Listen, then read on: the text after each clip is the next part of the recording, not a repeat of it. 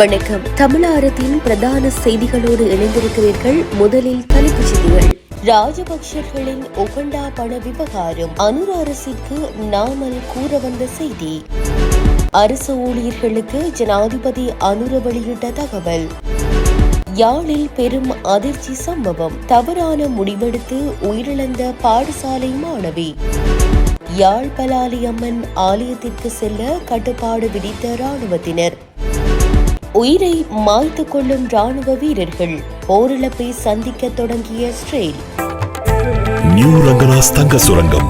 மார்க்கம் and Steeles 6055 Steeles avenue east C102. தொடர்பென விரிவான செய்திகள். உலகில் எங்காவது தங்களுக்கு சொந்தமான சொத்திருந்தால் சட்டத்தை நடைமுறைப்படுத்துமாறு நாடாளுமன்ற உறுப்பினர் நாமல் ராஜபக்ஷ அரசாங்கத்தை கேட்டுக்கொண்டுள்ளார். மக்கள் விடுதலை முன்னணியின் அரசியலை போன்று குறிப்பிட்ட ஒருவரை நோக்கி நேரடியாக விரல் நீட்ட முடியாது. எந்தவொரு நபரின் மோசடி அல்லது ஊழல் குற்றச்சாட்டுகள் இருந்தால் அது நீதிமன்றத்தின் முன் உறுதிப்படுத்தப்பட வேண்டும். அப்படி ஒரு தீர்மானம் இருந்தால் கட்சி என்ற ரீதியில் அது பற்றி முடிவெடுக்கலாம். மக்களும் ஏற்றுக்கொள்வார்கள். இன்றைய அரசியல் களத்தில் எல்லோரையும் திருடர்கள் என்று கூறுவது கோஷமாக மாறிவிட்டது. ஒரு அரசியல்வாதி, வர்த்தகர் அல்லது நாட்டின் குடிமகன் முறைகேடாக பணம் சம்பாதித்திருந்தால் அந்த பணத்தை இலங்கைக்கு கொண்டு வருவதற்கு அதிகபட்ச ஆதரவை வழங்குவோம். புதிய அமைச்சர்களும் அரசாங்கமும் பொய்யான அறிக்கைகளை வெளியிடாமல் மக்களுக்கு சேவையாற்ற வேண்டும் என கேட்டுக்கொள்கின்றோம் என தெரிவித்துள்ளார். புதிய ஜனநாயக முன்னணியில் உள்ளவர்களில் தேசிய பட்டியலில் இருந்து நாடாளுமன்றத்திற்கு அனுப்புவதற்கு மிகவும் பொருத்தமானவர் தினேஷ் குணவர்த்தன என முன்னாள் அமைச்சர் பந்துல குணவர்த்தன தெரிவித்துள்ளார். புதிய ஜனநாயக முன்னணியின் செயற்பாடுகள் குறித்து முன்னாள் பிரதமர் தினேஷ் குணவர்த்தன மிகுந்த ஏமாற்றம் அடைந்துள்ளதாகவும் பந்துல குணவர்த்தன குறிப்பிட்டுள்ளார்.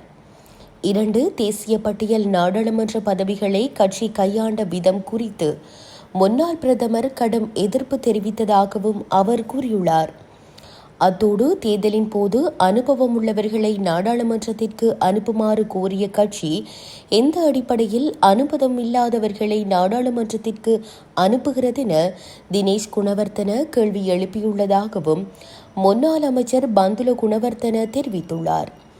இந்த நிலையில் அண்மை காலமாக ரவி கருணாநாயக்க புதிய ஜனநாயக முன்னணியின் தேசிய பட்டியல் உறுப்பினராக அனுப்பப்பட்டமை பெரும் சர்ச்சை நிலைமையை உருவாக்கியிருந்தமை குறிப்பிடத்தக்கது.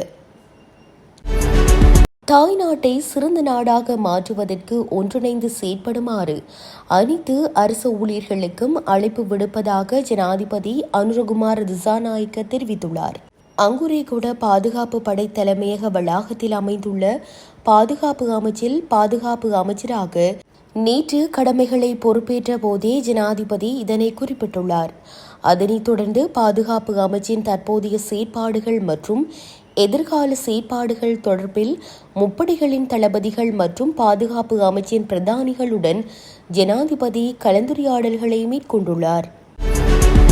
யாழ்ப்பாணம் வட்டுக்கோட்டையில் உள்ள பகுதியொன்றில் மாணவியொருவர் தவறான முடிவெடுத்து தூக்கிட்டு உயிரிழந்திருப்பதாக தகவல்கள் வெளியாகியுள்ளன. இச்சம்பவம் நேற்றைய தினம் பொன்னாலை பகுதியில் இடம்பெற்றுள்ளது. குறித்த சம்பவத்தில் பொன்னாலை மேற்கு பகுதியைச் சேர்ந்த 16 வயதான நடனேஸ்வரன் தாரணி என்ற பாடசாலை மாணவியே உயிரிழந்திருப்பதாக தெரிய வந்துள்ளது. இச்சம்பவம் தொடர்பில் மேலும் தெரிய வருகையில் குறித்த மாணவிக்கும் அவரது தாய் மற்றும் சகோதரனுக்கும் இடையே நேற்று காலை முரண்பாடு ஏற்பட்டுள்ளது. குறித்த மாணவியின் பேத்தியார் நேற்று முன்தினம் உயிரிழந்துள்ளார். இந்த நிலையில் குறித்த மாணவியின் குடும்பத்தினர் அங்கு சென்றிருந்தனர். இதன்போது வீட்டில் யாரும் இல்லாத போது தூக்கிட்டு உயிர் மாய்த்துள்ளார். அவரது சடலம் மீதான மரண விசாரணைகளை திடீர் மரண விசாரணை அதிகாரி ஜெயபாலசிங்கம் மேற்கொண்டார். உடற்கூற்று பரிசோதனைகளின் பின்னர் சடலம் உறவினர்களிடம் ஒப்படைக்கப்பட்டுள்ளது. செய்திகள் யாவும் நிறைவடைகின்றன. மேலதிக செய்திகளை அறிந்து கொள்ள www.tamilaram.com எனும் இணையதளத்தை பார்வையிடுங்கள்.